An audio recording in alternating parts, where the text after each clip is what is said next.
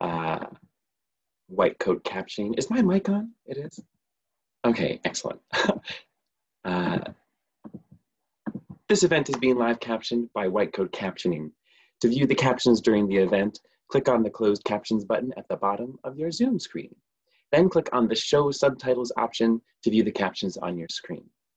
You may also view a full page text of the captions by clicking on the link that will be posted in the chat box below. This will open the captions in a separate browser for you to view. The Vermont Arts Council recognizes that we live and gather here in Endakina, the traditional and unsurrendered homeland of the Abenaki people, one of 5 Wabanaki nations who have had a continual presence here since time immemorial.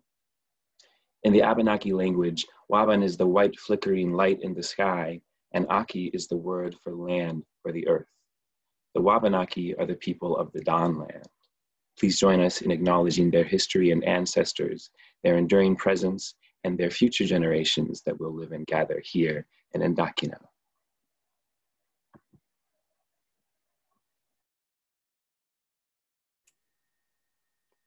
Thank you. Am I on? Yeah. Thank you, Desmond. So thank you, everybody, for coming and sharing this space with us. This is our second event. We have 3 in the series. The last one is coming up in April.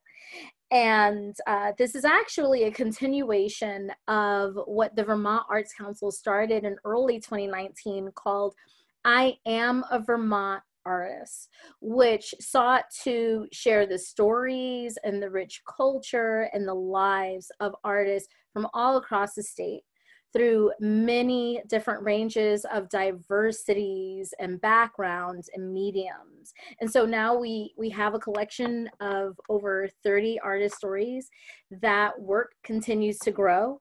And our last conversation was just a general meet the artists. With this conversation, we seek to hear more from each of our artists who are joining us tonight about what they do with their process and the different aspects of how they get into the work that they're doing and that they present and share with their communities and the world. So what I want to do is just a few housekeeping things, a few reminders.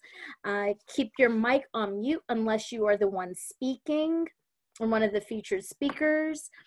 Please, let's keep the chatting to a minimum unless it's during Q&A, and then we definitely encourage a chat. We just want to make sure everyone is able to focus on each of our wonderful presenters.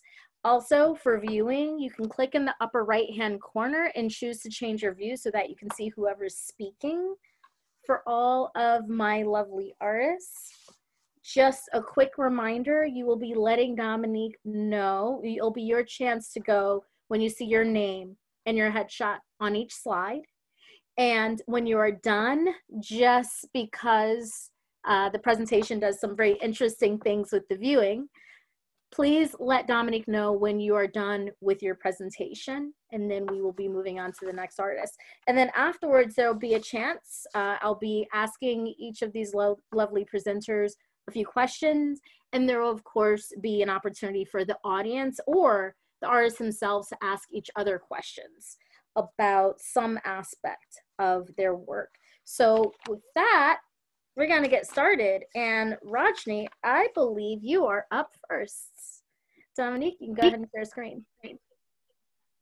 Thank you so much, Shanta, for holding space for us as artists here today. And I'm very pleased to be here with all of you. I'll be sharing a short poem and then speaking briefly to my experience. So this poem is entitled In Our Wake and is written shortly after the pandemic began. Inside these hands, a golden chance. Within these walls, a castle falls, for all the peasants dance. Where does one turn in a house of mirrors? If everywhere you look, there you are. If silence becomes too loud to hear over the bird songs. When touch seems a distant stranger, fuzzy and still wet with hazy memory. No one said anything about the masks we'd wear over the masks we wore before. And yet the sun still shines through gloom, and flowers dare to bloom. I saw a patch of onion. A robin, thrusting its chest out, eyed me suspiciously, as if to say, "What are you doing here?" It appears we are still here. Maybe we can outlive and outgrow our shadows. Maybe life will look us square in the eyeball and not notice our flinching imperceptibly, or see it and still forgive us our immortal mortalities. Maybe today will be the day the walls part like seas and the ceilings raise and the light has its way with us. Maybe the rain will merge with the sweat born of our contained lives and become indistinguishable. Maybe we'll take ourselves out of ourselves, cast away the plastic packaging, and see something more alive, something more fun to play with than fear and shallow mirrors. Maybe we can be friendly to ourselves, even when the world is not watching. When the ceaseless eye of Babylon has gone to sleep or long died, we can be here, creating, musing, imagining, envisioning life as it could and can be, and leave what it was and is in our wake. That's a piece called In Our Wake. Thank you for holding space for me to share. And it came about shortly after the pandemic had begun. I've been using my art as a way to engage with students and community, to hold space for conversations on our formative encounters with the social construct of race, and just opportunities to sensitize and humanize and connect to the vibrancy of our shared story. So that piece in particular is actually an excerpt from an upcoming work that I'm releasing soon, called In the Coded Language of Our Native, of the Coded Language of This Mortal Tongue. So definitely be on the lookout for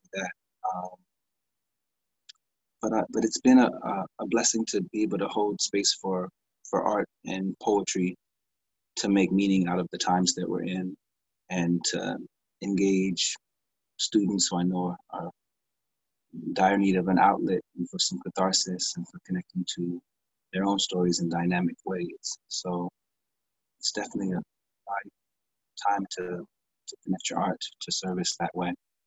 So I just want to thank everybody who helped put together this opportunity for artists to come and share, because I know we're a vital part of the world's engine, and all of us have something so valuable to offer to our communities.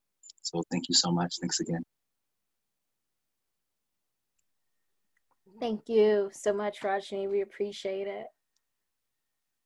And next up.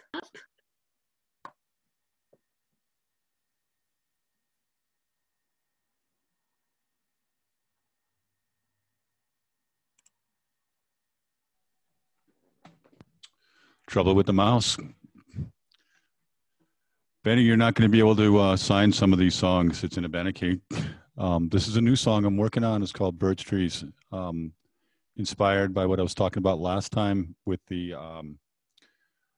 birch trees coming up out of the grout, the quarry piles in Graniteville, just taking over our land. So here we go.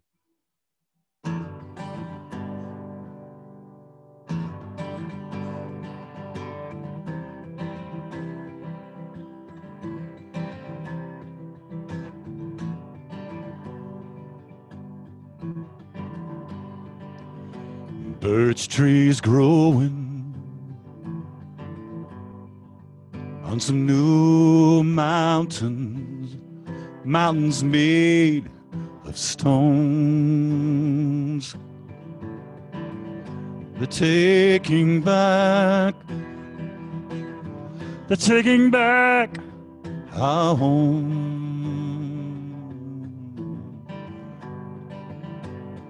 Off in the distance, I hear the ravens. I hear the raven song. Oh, they're watching. They got eyes on me. in the squat my men, yo aki ta indo we yo dali yo dali squat me men, yo aki ta indo we yo dali yo dali.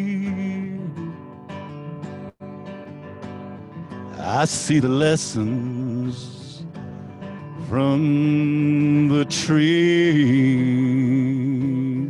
coming out of those rocks like this. Yes, weeds.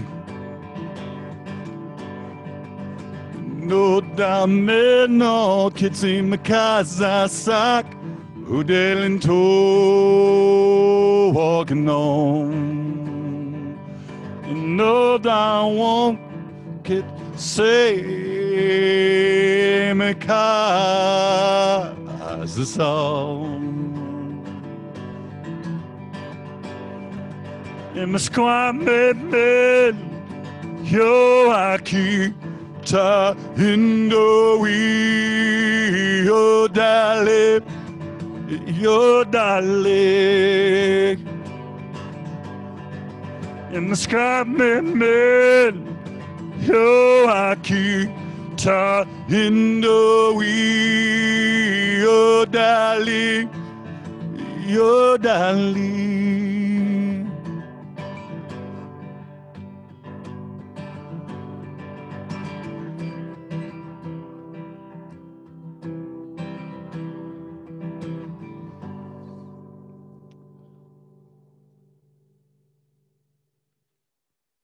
So the chorus, the chorus is, I'm singing in Abenaki. I found this place, and I say, so in Miskamamin, Yoaki, this place, Yoaki, Ta, and in Doi, Yodali, and I belong here, in Yodali here. This is my new home, and those are like, getting to see the ravens, so I kind of snuck up on about several hundred, maybe 1,000 ravens in the forest along the bike path. And I tried walking up to get a better recording of them, and they started singing this song of distress. I went, uh-oh. So I got down off the hill and walked my way up to the athletic fields and came back. But as I came back, the ravens were watching me. You know, I had sentries following me until I got way away from where they were, and I thought that was pretty cool. The chorus in this just came to me as I was studying online the Abenaki language because I'm gearing up for a class at Middlebury College this summer, a 2-week immersion program with the Abenaki language. So it's kind of nice when the ADD kicks in and I can be looking at something and all of a sudden a melody pops into my head and I just get distracted. You know, the only problem being it was tough getting back to studying, you know, so I was gone for the day. Thank you. I don't want to take up too much time. Thank you. Thank you so much, Brian. We appreciate that. Oh, no, I enjoyed it. Thank you. Yeah. Next up.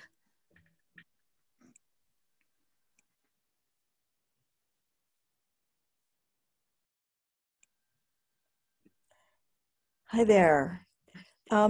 Actually, Dominique, can we go to the very last slide?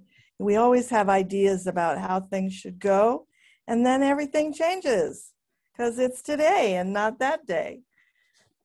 So I want to go to this one. Yes. So this is kind of where I want to start. For about 4 years, I've been working on a piece called Falling into Language about the idea that we hear often about that we are made of stardust. And if we're made of stardust, then I begin to wonder what's our cosmic ancestry? And how does that change the notion of identity? And how does it change the notion of language? And how might language separate us rather than bring us together sometimes. And so this piece I've been working on, and it'll be shown at BCA this summer. It'll be one of the exhibits at the gallery in town this summer. But while I've been working on it, this is the life we've been living, this life of finally, I finished the film for it, and I came back to the pandemic and to incredible racial violence and chaos. And it became really hard for me to work at this kind of galactic distance and in terms of what was going on in the world without some kind of acknowledgement of what was going on in the world and how I was feeling about it.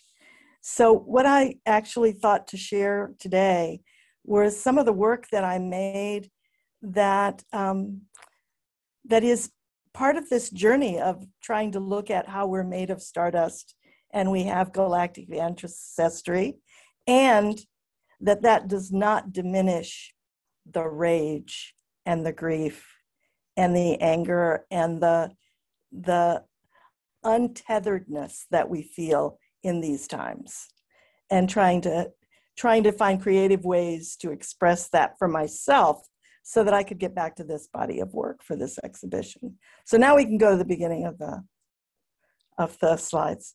The very first one, yeah. Well, you get to see them a bunch of times. Okay. So this is art in the time of COVID, insurrection, violence, and causeless joy. All of those things happening at the same time. And in the beginning of the pandemic, we heard a lot about we're in this together. And as it went on, though, the question for me was, are we in this together?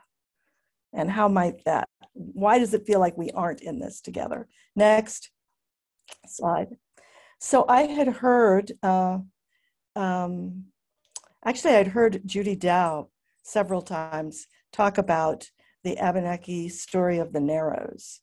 And it really fascinated me because it coincided with some of our own Lakota legends and prophecies. But there was something about the Narrows that really struck me. And it felt like what I was experiencing was this great narrowing.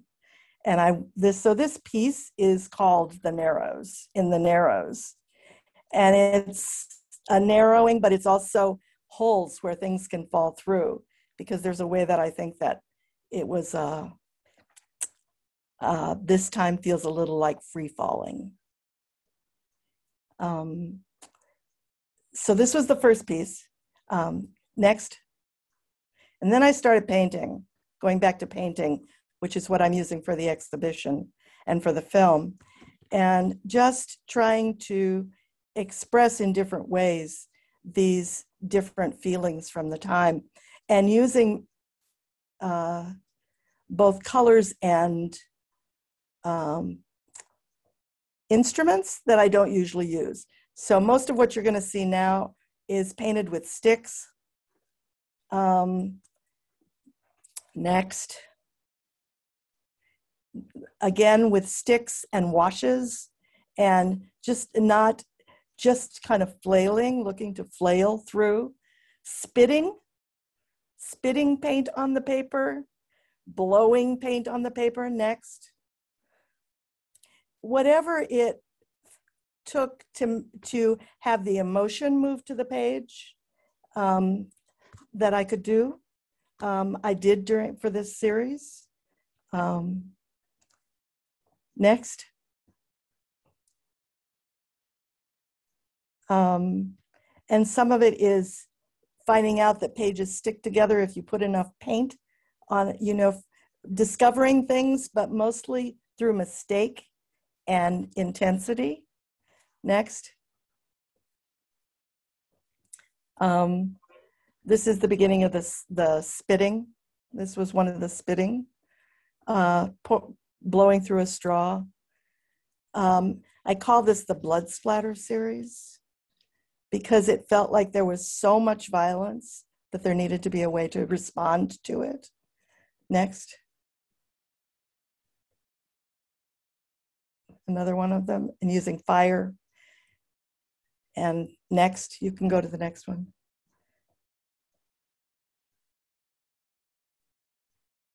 These are all red, even when they look black. They're next.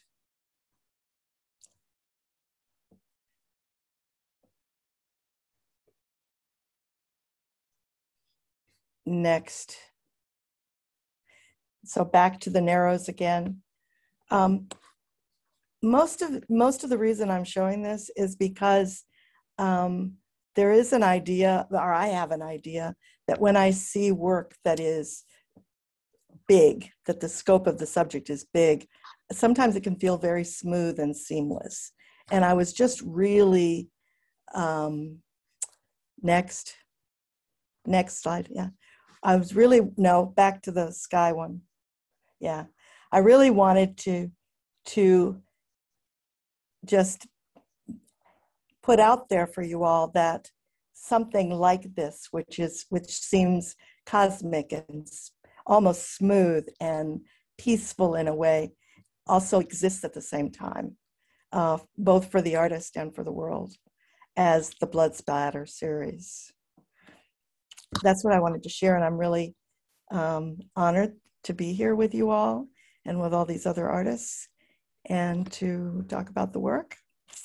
And I look forward to hearing the rest of you. Thank you so much for having me. Thank you so much, Kayla.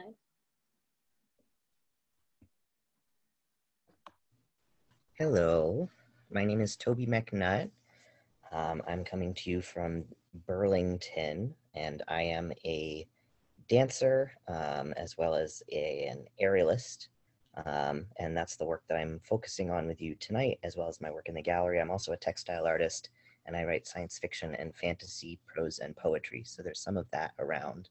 I'm going to start by showing you a clip from my solo show in progress, which is called A Singular They, which looks at how change has worked in my body as a trans person, a non-binary person, as a disabled person whose disability changes over time.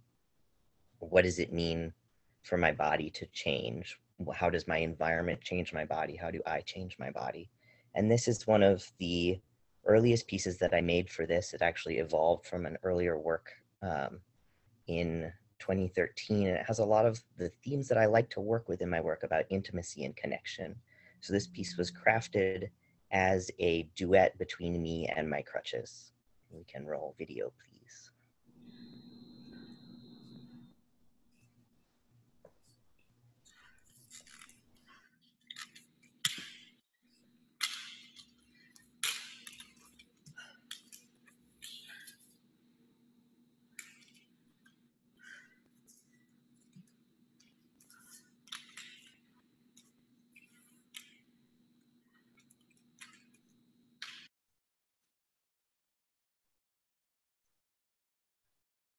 There we go. Showing video over Zoom is still not my favorite thing, talking about processes and how things have changed. So one part of change here is that this was rehearsed last summer during pandemic conditions at the New England Center for Circus Arts, where I was trying to conclude a residency that had been supposed to wrap up in April, and we hadn't been able to do a show. But I was able to come down for a few days to rehearse and film alone, basically, with one support person to do rigging and hit the play and the pause button on music and that kind of thing, and one videographer, and no one else in the building to film the work. This was rehearsing for that, so I was still in a mask. But what I'm going to show you next was filmed when we got to the serious filming of me unmasked, my two other people in the building masked, and no one else there, which is a strange experience as a performer. But what I actually wanted to tell you about my process was this approach of treating my environment and myself as being partners in work is especially true in aerial work, which is what we're going to look at. And this is going to be a piece for aerial slings, and is part of the work in other ways. So this solo show that I'm making involves more people than anything I have ever made before. And we can actually roll it under talking to keep within time. We can go now. So this was made in collaboration with Toby Mcnutt, the choreographer here in Burlington as well. And I knew when I started making solo work that I needed to have other influences pulling and pushing and working with me to help me reach the whole breadth of who I could be. And Nicole was one of those people, but there are 5 choreographers total who I worked with who helped me find particular individual unique facets to my body or my movement or my identity who could pull me in this new and different way. And oftentimes that's by working with a specific apparatus, in this case, the slings. In other cases, you can see there's a ladder back there. We worked with polymami on the ladder, there's a stool, my wheelchair pieces are around. We had a lot of different environmental pieces to work with.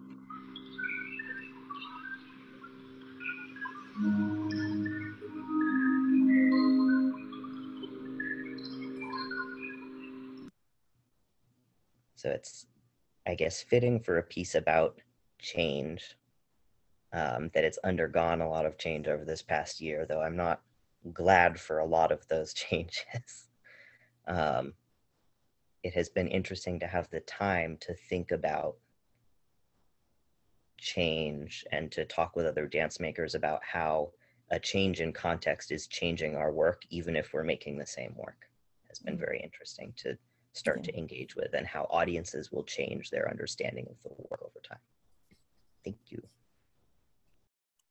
Thank you, Toby.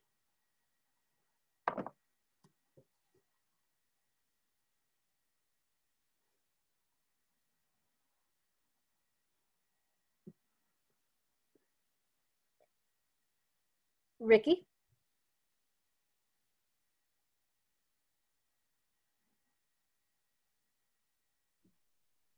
Here we go. Took that. So my name is Ricky Moss, and I'm really pleased and honored to be here. Thank you all. So I can't talk about the pandemic yet. I just can't. It feels like any process happening now is so compressed in this timescape that I'm too much in it to talk about it. So what I'm going to do is just talk about some process, looking at pieces basically from the past. So I am a bi person in the sense that I work in materials and I work in words. So I'm a writer and a sculptor. And this is one of the defining pieces of sculpture that I came up with my partner. It's made out of abaca paper. And what the process here really showed me that what I do is a dance between call and response. And what happens is that I'm listening somehow to something and I hear something and it takes my interest and I go for it. And I have to make a decision then if I'm going to be obsessed by it or if I'm going to let it go. And I realize that there's a tremendous amount of work ahead if I do choose to do it. But I also realize that it's kind of an angel sitting on my shoulders, giving me this moment of an art gift. And if I don't take it, somebody else will take it and they're gonna go get a Guggenheim and I am not, or something like that. So what happened here is that this paper is called abaca and it has a very high shrinkage rate. And it shrinks against anything that is embedded in it. And it creates its own form as it dries. The shrinkage is very, very high. Took a long time to learn all this. We set up a studio in Vermont, going back and forth from Boston to Vermont for a certain amount of time. And the lesson here was learning that you needed to know your material so well that you trusted it and you weren't imposing upon it something that wasn't natural for it. So there was this idea of the call of what the material was and how do we respond to it. And what we did was take many really years learning what happened as the material dried and what kind of structure you could create with it. It ended up in lighting. We made a product We liked paying the bills. That was really fun. But at the same time, I don't like repetition, so we started working in a different way as well. So next slide, please. So here, I started making armatures outside of the paper and ask myself what would happen when the paper shrank around it, what would happen? And what happened was that it forms a skin. It picks up every nuance in the armature, and it just glows. It's amazing. You can peel it back, you can write on it, you can draw on it, you can do nothing. And you can add parts that are molded with the paper or with little bits of plaster or something. The idea behind these pieces was that there was an archaeology in the soil, and that buried in this was the whole history of our planet, our civilization, and that there were parts of DNA and parts of creatures that were not yet formed and maybe never would be. Maybe were bad ideas, maybe were great ideas that just weren't part of the evolution of things. So that's what I was playing with here. And what happened was something like 100 pieces that incorporated parts of trees and parts of the landscape, maybe some video, and it became what I would call a parade. And it was a parade of life, of these curious life forms, and it was set up in different ways in different places. So next slide, please. Then the BCA at some point invited me to their Land and Local exhibition, and I took up a residency at the Grand Isle State Park for this in the summer, working with kids and visitors in the park. And the idea was to be inspired by a park and to bring it to an exhibition months later at Shelburne Farms. So obviously I needed something that would withstand the weather. And I was standing at the edge of the lake for a long time looking at it, and I started thinking about Moby Dick. I started thinking about Ishmael looking at water watchers as he stared across the river to Manhattan. And I thought, well, I'll make him a couple more. So I did. These are made out of hydrocal and resin. They're about 7 feet, 6 to 7 feet tall. And the little animal is like dog size. They have parts of tree and parts of cast materials in there as well. And they're built over fencing and foam. The video was something I had no idea. I'd never done any video, but I needed to define the space. And so with help from friends, I got this together, and probably will never do another one again, but who knows. Next slide, please. So meanwhile, as I said, I had this sort of dual life of writing and sculpture, and the reason was that I was really into writing a lot, but I couldn't sit still. I needed to break up the day by doing something that was physical. Meanwhile, I was writing, and I got this book, An Obese White Gentleman in No Apparent Distress. It came out in 2 versions. And I edited a book called It's a Lot Like Dancing, which was an Aikido book done with a Aikido photographer that came out. And then this last thing was populating a magazine called On Psychology with visual forms that, with these little creatures, images populating the pages. And that was a surprise. I wasn't ready for that. And it was something from the past, but it was fun to do. Okay, look, next slide. So this is a detail from some of the old paperwork, and it's a head of a branch or a tree with a snake wound around it and a mask. I was doing masks with the paper at the same time. And I think of this as a self-portrait. I think that this is as close to a self-portrait as I've ever done. And I keep it around because I think there's a spirit in there that I'd like to somehow manage to keep going in whatever work that I do. So to sort of sum it up, it's always a call and response for me. I hear something, I respond, and I never want to make a definite statement. I want the viewer or the reader to be able to come to their own trip, their own travel through this journey and share it with me.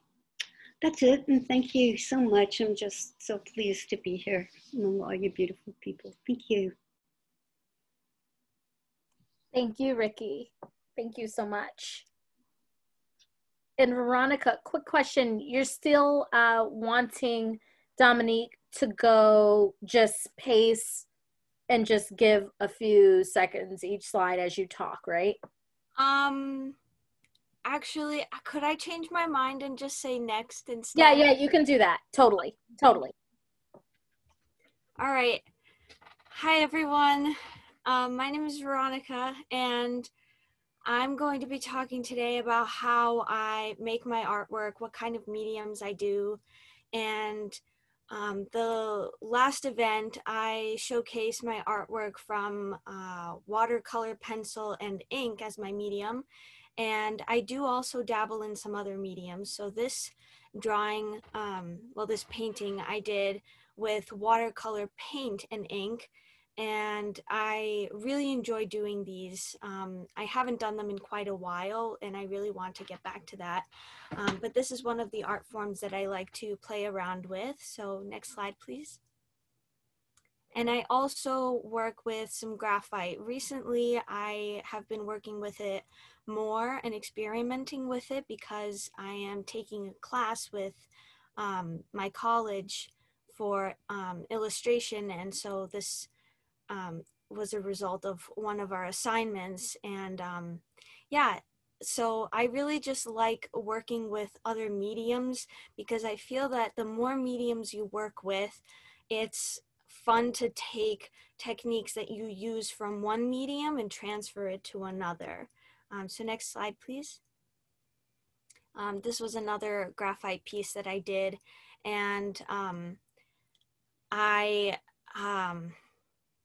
just like taking certain techniques from different styles of art. For example, with this one, the shading around the eye, I tried to make it look kind of as real to an eye as I possibly could with only using black and white.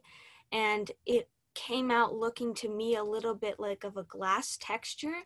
And so I'll transfer that kind of shading and that kind of technique to other artwork that I do. So next slide, please. And so most of the artwork that I do most frequently is with watercolor pencil and ink. And so this drawing I have put into my presentation because it's a very good example of how the progression goes with my drawings. So first I start off with ink. And sometimes I use pencil, but I actually find that using pencil for me doesn't give me the freedom that I would like to have. And I know that sounds kind of ironic, but for me, sometimes if I'm working with pencil, I feel like I have to have it finalized before I can go in with ink. And when I go in with ink first, then I feel like I'm able to be more free and take more risks, and then more creativity comes out of starting my artwork that way. This is also the part that takes me the longest because with all of the detail that I include in my pieces, I try to be pretty picky and pretty strategic about where I put certain things so that the objects flow together, they tell a bit of a story. And yeah, so that takes me quite a while. And when I was talking about how I like to take some techniques from other forms of art and transfer them, if you can see the flower on the bottom of the drawing, I've done some stippling with my pen, and I find that those techniques, they help to bring more dimension and more texture and more of an abstract kind of feel to my drawings. So next slide, please. And then once all of the ink is done, I've liked to keep my process a little bit strict and not do any color until I'm done with the entire drawing in ink, because that way I'm able to see the drawing of what it's going to look like in its final stages and with the scaffolding in place without making any definite decisions as to where I put what colors. And it just helps me to make sure that certain colors aren't concentrated in one area more than others, and it just gives me more freedom that way. So the other thing about my drawings is that my coloring also takes a super long time, because I don't just go over the color once. I go over it like 2 or 3 times, because there's a ton of shading involved in the drawings that I do. So if you look at the eye that's in the upper right corner, the like dripping effect that's underneath it, there's a dark orange fading into a lighter orange gradient. And when I started that, or when I start any other aspects of the drawing that are similar to that, I start with the light shade, but then I have to go to a medium color, and then I have to go to a darker color. So it does take a long time, but I really like that technique because it helps to create more dimension and more depth, and gives it more of a 3D kind of feeling. And as you can see, I also use pretty much all of the colors in the color palette. I like to work with very vibrant colors. That's just what feels really good for me. So next slide, please.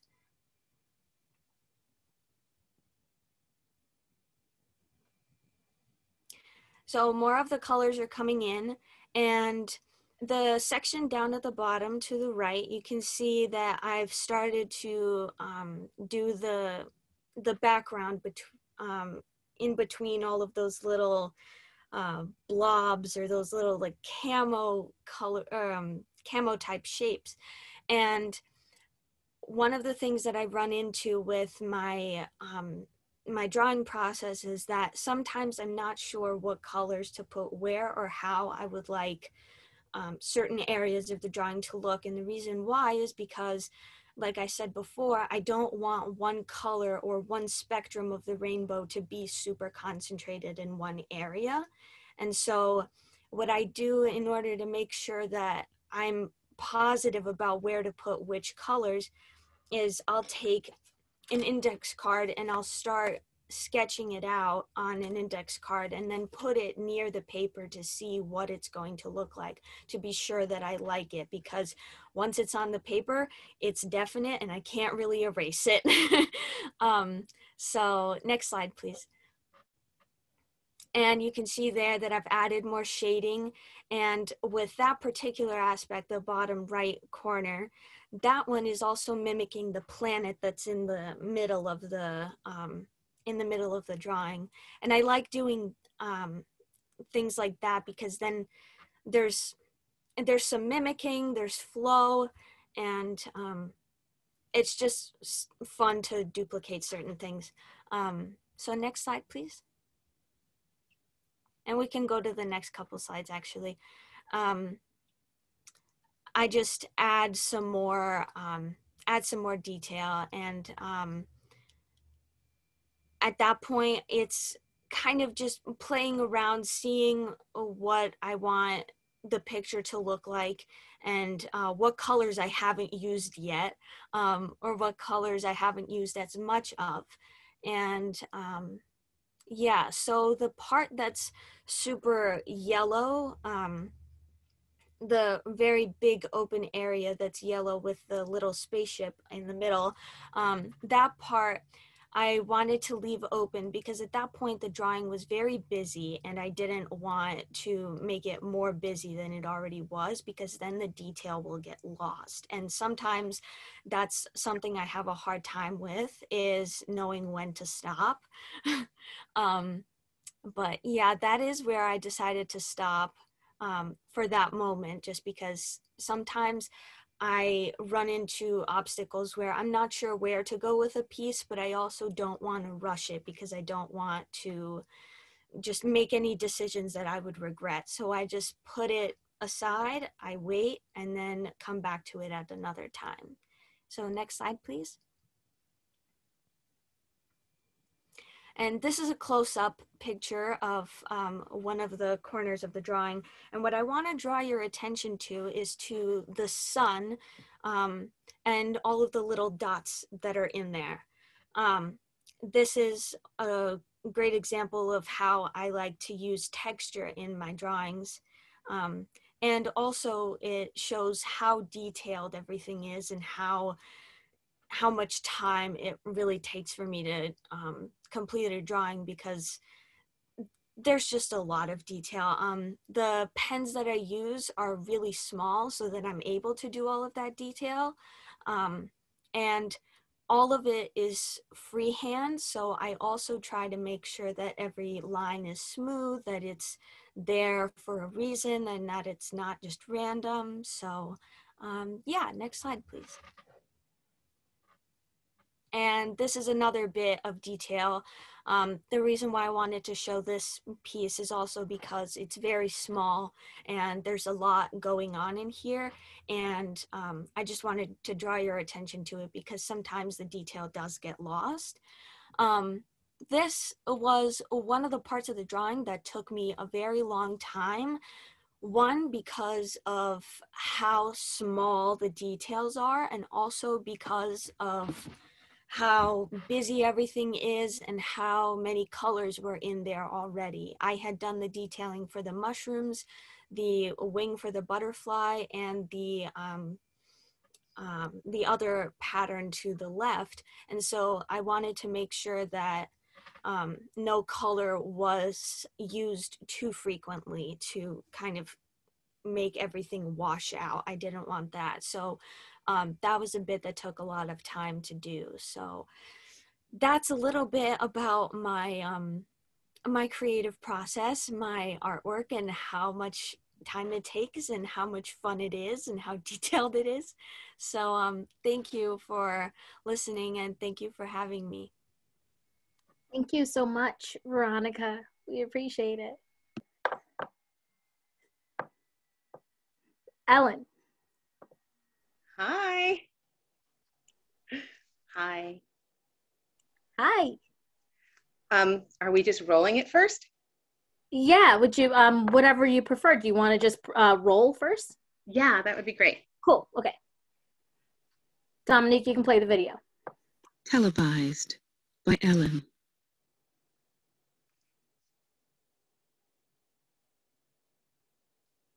Dedicated to Antoine Rose, Laquan McDonald, Stefan Clark, Natasha McKenna, E.J. Bradford, and the list just goes on and on.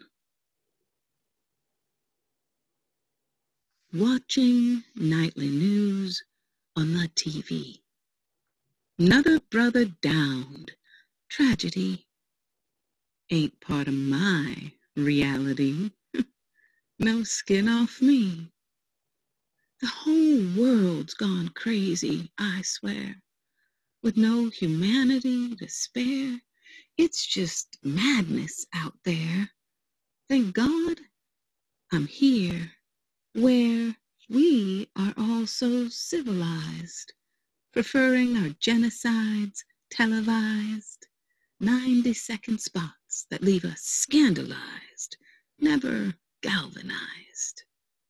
The price of my complacency will be complete when I recognize the blood running down my street, begging at my door for me to get up out my seat, raise my voice, raise my fists, pound my feet, 'cause life is messy, but their lies are so neat. Sometimes you gotta tear down the old to build up the new.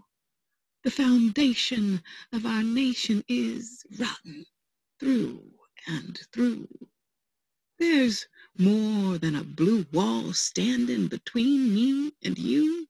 There are oceans of blood dripping from a swinging noose.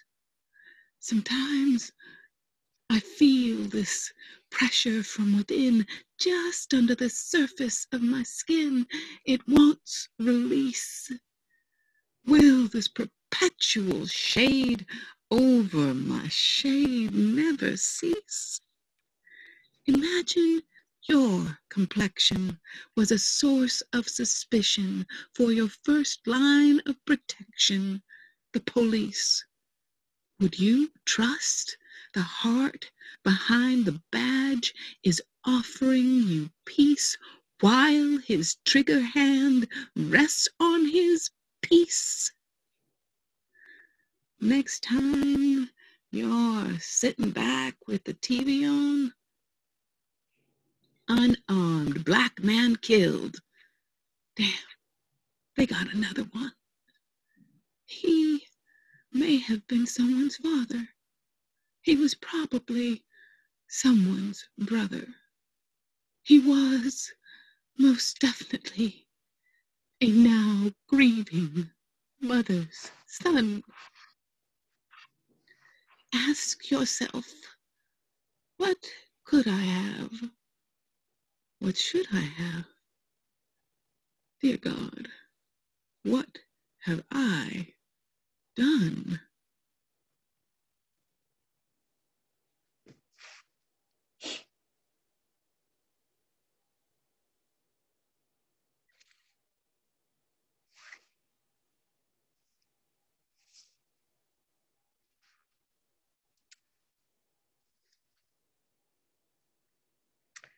Hi.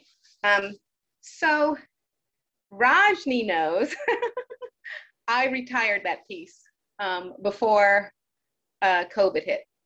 I had been saying it, and I felt like the people I was saying it to had heard it enough, and you know, it was time to just put it away, preaching to the choir kind of thing. And then COVID happened, and then, well, then a lot of people got woke. A lot of people were home and they were watching TV and they saw atrocities, and suddenly there were ears and eyes paying attention who weren't before. And this piece was when I started sharing again. And I started a rally June 7th here in our town. And this weekend was our 42nd week of having someone outside with a sign saying Black Lives Matter with someone's name on it. And I hold up a sign that says 846. And this woman pulled over and she was like, "What does that mean?" And I was like, wow. Already she's forgotten in such a short time. 846, I said, that's how long it takes to kneel on a man's neck to kill him, to murder him. And she went, oh, right, you know? So that's why I chose this piece for today, because I feel like our attention span is very short and we're seeing the light at the end of the tunnel, and a lot of stuff that's happening to people, Asian brothers and sisters, Hispanic brothers and sisters, Black brothers and sisters, Native brothers and sisters. I mean, it's just happening all over and people are distracted. So I chose that piece. My process is I write in my head. The words just sometimes I wake up and there's this poem in my head. Sometimes it's just a waterfall of words and they don't make sense, and then they start to make sense as some words start falling slower than others. I didn't realize other people didn't work that way until I formed a poetry group a few years back, and I thought everybody wrote poetry that way. And then I found out people write it down to write it, as opposed to it writing and then writing it down. I don't know if that makes sense. I'm starting to write things down because people keep saying, "Can I go read your work?" And I'm like, no. And people are like, "Okay, I'd like to read your work." And so I'm trying to do that, but it's very private and personal. And I have a difficult time seeing the point of putting it on paper, because I want it to be a discussion with somebody as opposed to something happening off somewhere else. I tend to want to talk when I share poetry. That's really it. Yeah. Ellen, thank you. Thank you. Thank you, everybody. Like, can we just give a round of applause just briefly before I just start asking a few questions? Because I'm just like, you all, I'm in awe. So, and I feel like all of you, and I definitely also want to, I'm not so static. I like to shake things up. So feel free if you want to drop a question that you are burning to ask into the chat, feel free to do that. I would like to ask all of the artists, when, and it doesn't have to be COVID related, it could be just in general with your creating. When you encounter a block or something that feels like it is in your way of like connecting to the work, like Kaylin, I know you were, you know, talking about responding to this moment, but also everything, the joy and the horror of it. You know, Brian, your song, like touching and talking about the relationship to the lands and the witnessing. And Veronica, you know, all your details of the colors that you use. And Ricky, you talking about the knowing the material. And Ellen, you know, you talking about, which is a very interesting relationship between how you write your work and then whether or not you want your work to be like the conversation. But are there moments when, for any of you, where it feels like how do you get around the block, or how do you work with blocks or stoppages or pauses that feel like it's getting in your creative way? I'll start if nobody else. Oh, hold on a second. No, go right ahead. Jump right in. I just wanted to get rid of that reverb or some of it. I'm in the middle of a block right now. I mean, COVID and living by myself is created a bit of a block. That song I just sang, I find that when the ancestors are happy, right? When I'm doing, I believe I have a mission to promote our culture, and our culture is within the language. So by singing the songs, I'm bringing, especially the new songs, I'm bringing our culture out into the open for everybody to see. I was asked after some students sang with me at the State House, I was asked how I felt about the students singing there with me, with the significance of it all. And I said, within our people, we hear the expression, you need to decolonize. You need to decolonize your thoughts, who you are, all of that. And my reply was, what better way to decolonize than to have the descendants of our attackers, you know, our oppressors, singing in our language in something so significant as the State House, you know, and the ancestors are around and they're with it. So little things come. Some songs have come just somebody's handed me lyrics in the language or a different dialect, and the song just comes out. Like it just flows. It's a really amazing thing. But you know, sometimes you struggle. But for me, it's a matter of being within the culture, working with the language, and stuff comes out. It just seems to flow better that way. You know, sometimes you get used to beating yourself up trying to make something work. You know, I couldn't imagine what Veronica's doing, but where she's trying to make those decisions on a color. You know, me, it's all about feel. How does it feel? Does it feel? Is the song evolving with some type of emotion? Can I make people move with this? Really, right? Anyways, I think I yapped up a little bit more of my turn, but that's my thoughts on that. Anyways, yeah. Thank you, Brian. No problem. Toby or Veronica or Ricky or Ellen, Ellen, go ahead. So I went through 2 points where I thought I was blocked. one time I felt like my mind was blank, because you know how when you dream, you see images and in your mind, and well, when poems happen, that's how it is. I can close my eyes and I can see the poems. And I felt like it was just black, like the behind my eyes, darkness. And then I would concentrate really hard and try and see it, and there would be nothing. And then one day I stood outside in the sun and I had my eyes closed trying to think of why am I blocked? And I realized it wasn't that there was no poetry. It was just like there was so much writing. There were so many words that they blocked out. Like if you just took a marker, a Sharpie, and just wrote on a page word after word after word, you know, poem on top of a poem on top of a poem, and it would be just black after a while. But it wasn't because nothing was there, it was because too much was there. So I had to just like peel away layers until words made sense, until words stood out and different fonts came into being, and I could see poems then. And recently with COVID, there was a lot of grief in my life, and the same thing happened.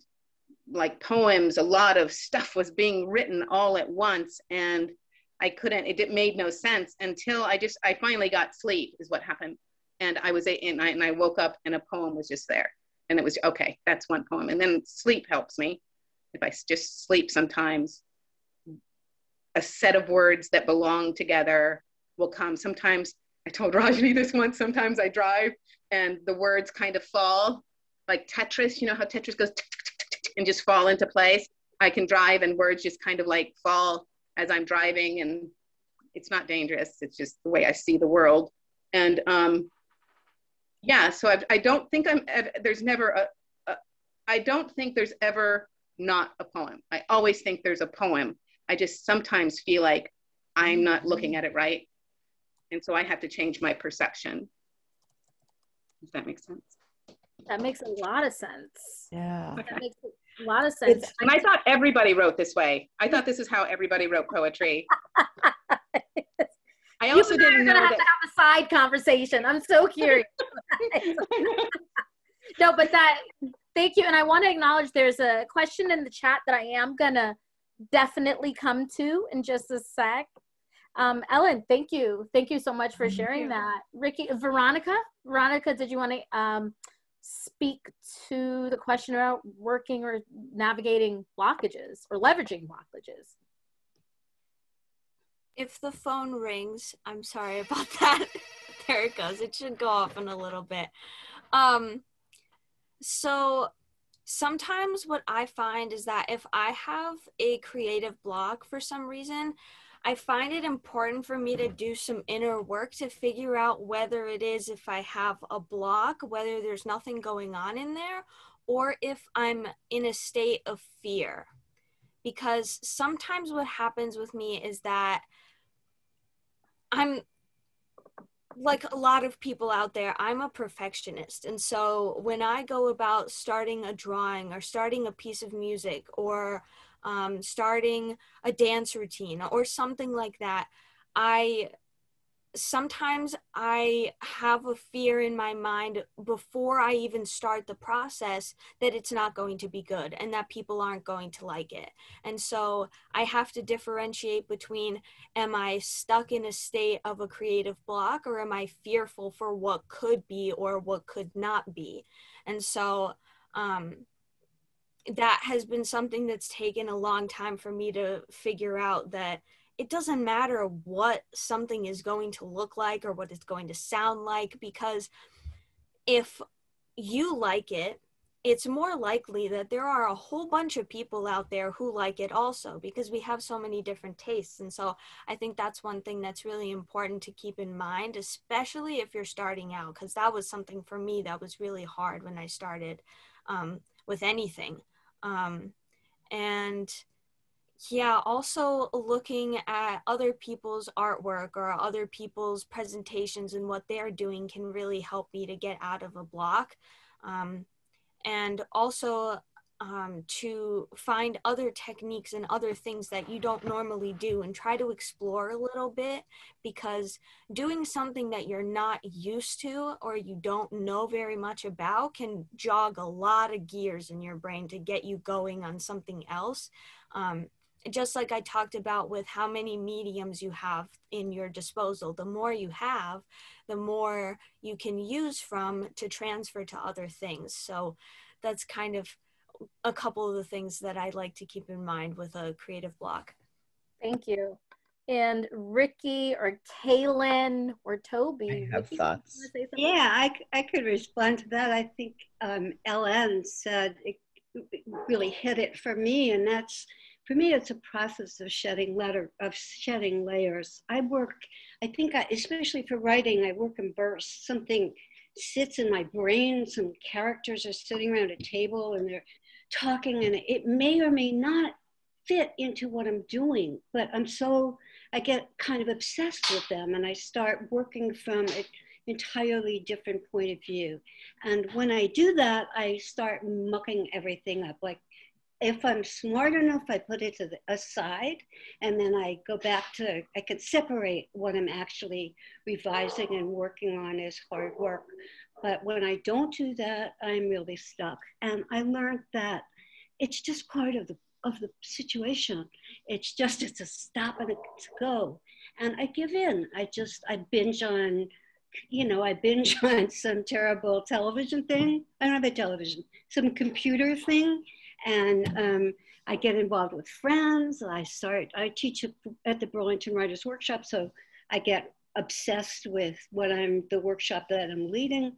I can do a lot of things to avoid that. And then I say to myself, stop this, just stop it, get to work. And I have to sit there and go through it and throw things out. And writing's wonderful. You got a delete button.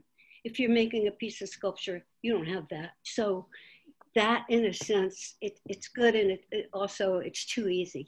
So it's both, but perseverance and just realizing that there's nothing else I can do in this world than do what I'm doing, and I have to endure it. It's about endurance. Thank you, Ricky. Kaylin. I loved what you said, Ellen, and it really resonated. And I think my process is similar, but reverse. A block for me is, I talk about it as like looking down and there's nothing in there.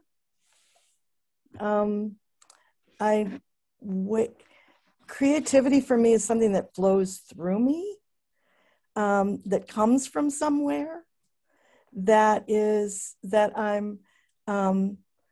like a stream. So when it stops and when I feel empty like that, I wait. I have to wait for a new stream. And sometimes that's a different medium. Sometimes that's really just looking at something from a different vantage point, looking someplace else to create a sense of wonder or curiosity, so that if I get curious, I can usually move to another stream and something will flow through again. But it flows. I never think of creativity as mine or what's gonna make my work as mine. It's something that I'm blessed. I've got access. I don't know how that happened, but it's great. I'm really grateful. I'd be crazy if I didn't have access to this. And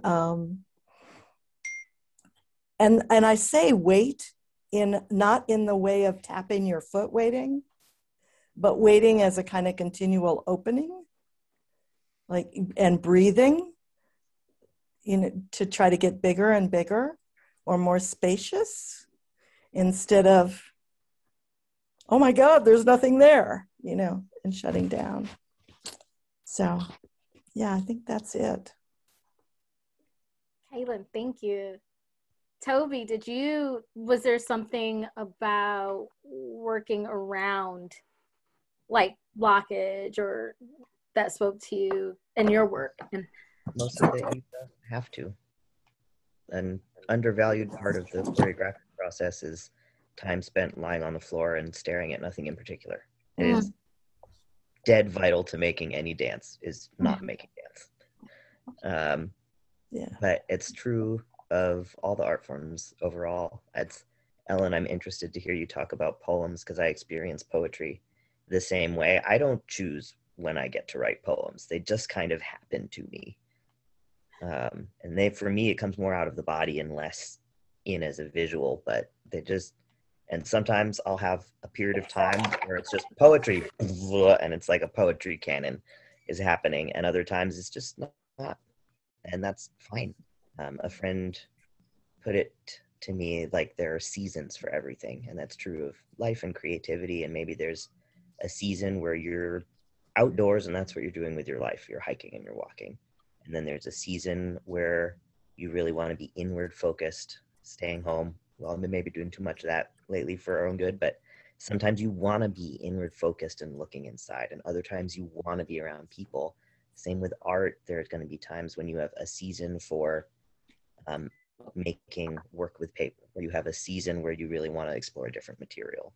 You might have a season as a choreographer where you want to make solo work, and a season where you just want other people to make decisions. So, and you trust it'll come back again. That's the thing with seasons, is that they don't go away forever. They'll come back. You can wait. Toby, thank you. And I want to give an opportunity to ask any of the artists if they have questions for each other, but there was a question in chat that I want to make sure not to lose the thread on. Diane asked for Veronica. She said, you appear to be pretty young, just starting out. What is your training? What are your plans for the future? Where and when will I be able to buy some pieces from you? Veronica. Hi, Diane. So as far as when and where you can buy pieces from me, I do have a website, so I will link that in the chat. And all of the pieces that are on there are are all available. Oh, there's an echo. Oh. And as far as my training and my thoughts for the future, I personally have never had any formal training. Ever since I was in elementary school, I had art classes, and I was always just very interested in art of all forms. So that was just something that grew over time. And I would always doodle in class as I was listening to notes. And I guess that was just something that came to me as a meditative practice, kind of a form of therapy, a form of relaxation. And then it just got a little bit more serious as the more I got familiar with what kind of style I like to work with, and it just manifested into bigger drawings than the little sketches I would do on the side of my notes. So yeah, and as far as the future goes, I think I'll just keep making artwork, and I also like other art forms, like performing arts, playing ukulele, playing drums, singing, dancing, acting, all of that kind of stuff. So that's just how I am and what my niche is, I guess. So I'll be doing that for the rest of my life until I die. So yeah, thank you. Thank you.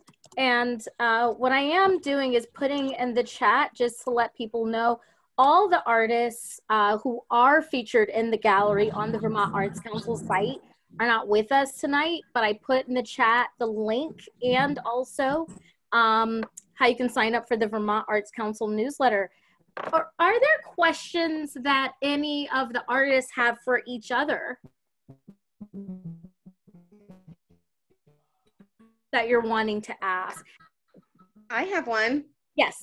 It's kind of a tangent, but Brian, has anyone from Sundog Poetry reached out for you for our Justice in Poetry event we're doing?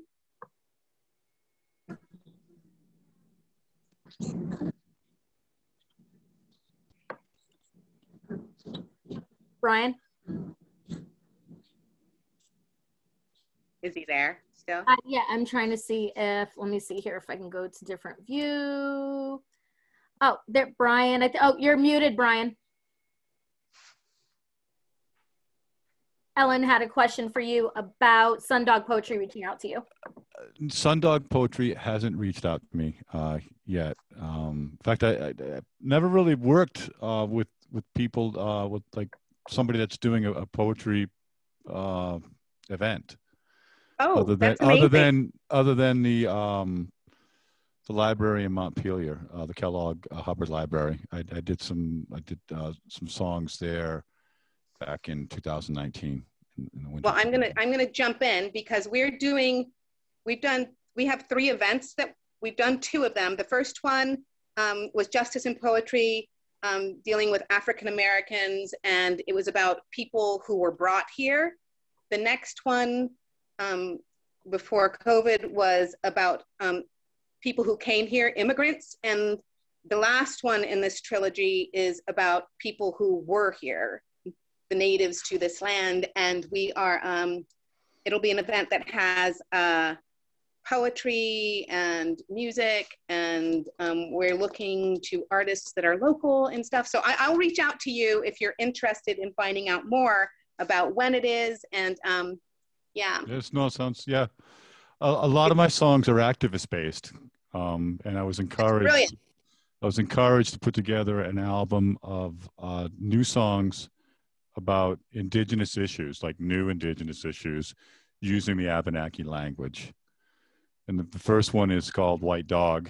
And I don't have to describe who that's about, but thankfully, with all the rhetoric that goes around that and all the negative energy, I mean, I know I played that song on a live Zoom, and I think I lost about 20 people in the audience.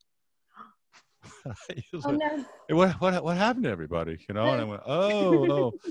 But thankfully, other songs are coming up, and that's still something I can keep in my repertoire. You know, but yeah, thank you, Ellen. Yeah.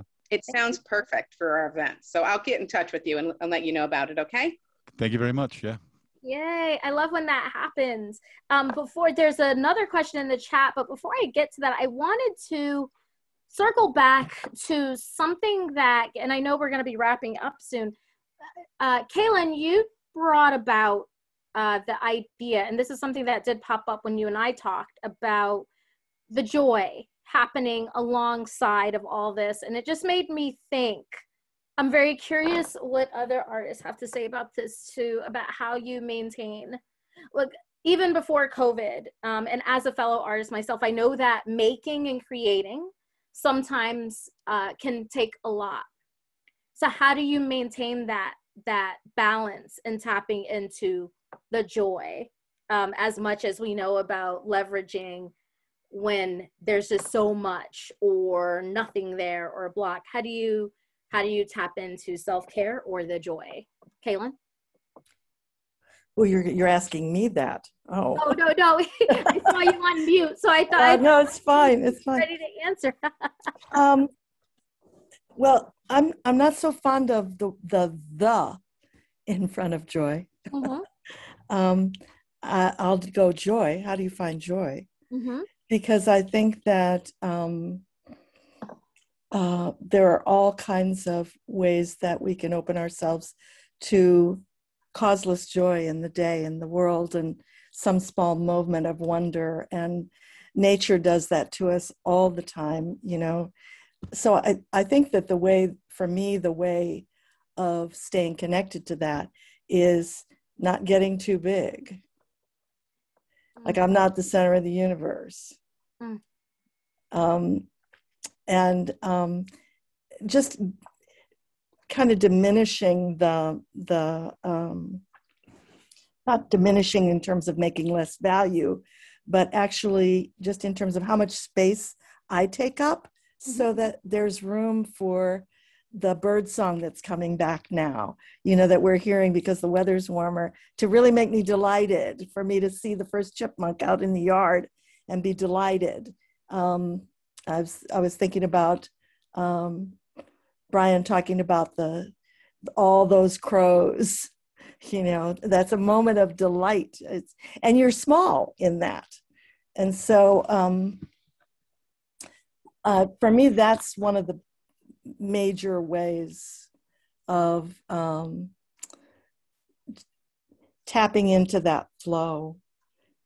The different flows that I was talking about, that I think different streams of joy, different streams of creativity, different streams of curiosity and wonder and gratitude.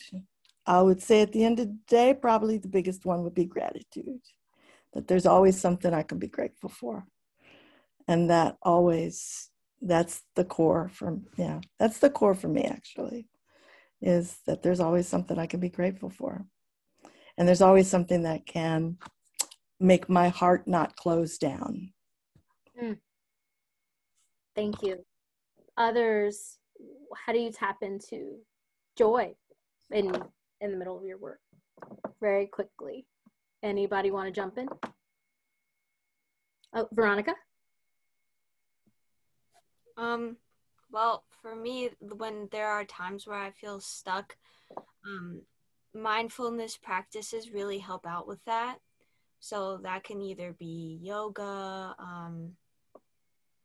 breathing exercises, meditation, any of that kind of stuff. Anything that makes me feel a bit more grounded and kind of quiets my mind, because I feel like if I'm not in a state of joy or in a state of appreciation, then that's caused a lot, or usually by being too crowded in my mind. And so if I direct my energy to something else other than my internal thoughts, then it helps me to kind of get out of that moodiness, so then I can transfer my energy to a more positive outlet.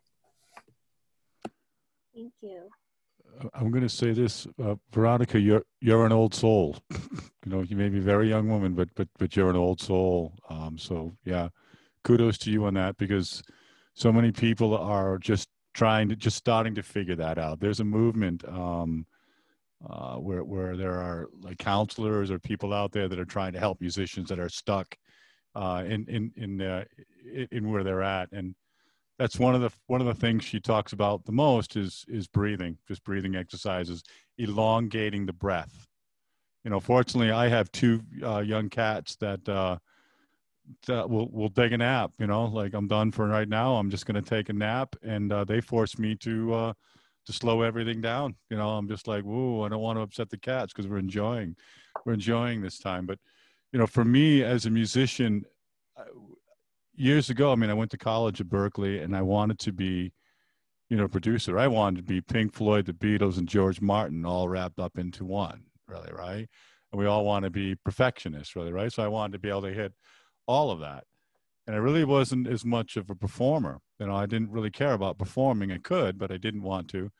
I spent so many years, 20-something years on the powwow circuit, where performing live is about as pure as you're going to get, and I've really loved the adrenaline rush of that. So I'm fortunate. Some of you have different mediums that you can work in, but as a musician, I can either practice, learn in somebody else's song, perform a song, record a song, and perhaps think about a video. There's all these different aspects. I think the hardest one is the actual writing. Because you don't want to force a song, because it's going to sound like it was forced, really, right? But anyways, thank you. Thank you for the opportunity to speak. Thanks, Veronica, for hitting on the exact thing that I'm trying to do now. Yeah. Thank you. And there's a question that was posed in chat by Aaron for Toby. what was the best part and most challenging part of your aerial rehearsals and performance? And some of that's related to joy, because the aerial apparatus has been a really great source of play for me and of joy in a way that I often don't get in the rest of my life. I started aerial work about 4 years ago and wasn't sure at the time if it would work for my body at all. My body is not very physically stable in the way that a lot of people's are, and I wasn't sure if I would just literally fall apart if I tried to be in the air. And that wasn't what happened at all. So I've worked with crutches a lot. You saw some video of that. And aerial fabric is a lot like crutches, except it goes up instead of going down towards the ground. So there was a lot of crossover in how I understood my body to move already. And then with fabric, especially on long fabric rather than slings like you saw in the video, if I can get it wrapped around part of my body, it counters the instability that I deal with and opens up so much movement possibility. It's so wonderful to be able to be upside down and to move freely in the air in a way that I would not have imagined I could. So that's definitely the best. And there's a bunch of different aerial apparatuses that you can try, and those are fun. It's like playing on a jungle gym, basically, except a little more complicated. The hard part, it's physically hard, and it's very hard to come back to after lockdown. Yeah, I mean that. I think your noise went out, Toby. The sound went out. Say that again. Can anybody else hear Toby? No. No. Okay, no, now I just heard. Yeah, I just heard. Yeah. There. So we lost you at the point where you said it was physically hard, especially coming out of lockdown. Yes, but the real hard part is, I think, as some other folks have mentioned, Veronica too, about the fear of what others will think and of letting go of what you're supposed to be doing. So I'm not going to be putting together a Cirque du Soleil style circus act. That's not what my body does. That's not what's interesting to me. That's not what my work is. So, but how do I let the things that I love about the apparatus be what I'm doing instead of what it's what circus is, or what it's supposed to look like, or what I think will impress people? How do I let that go and just have this more authentic experience? Toby, thank you. I feel like some of these questions are like some of the stuff that's coming out. I'm just like sort of like, can I kidnap you all for hours to keep this conversation going? But I know that's not possible. We're gonna wrap up soon, but I wanted to give Ellen and Ricky an opportunity if you wanted to briefly answer or talk about like how do you tap into joy or notice joy, or like. Two things happened when I was a kid. I saw a photo of an elderly woman, and her face, her wrinkles folded into themselves, and there was just tears running down her face, and her mouth was open wide, and she looked like she was in such anguish, and I was riveted. And then the next photo shows her like full body, hunched back from her calcium deficiency, and her head's thrown back, and she is laughing. That expression that looked like pain was just laughter, and there were children all around her running around, and she was just losing herself in her joy. And I was like amazed at how close they looked like one another. And then another thing happened.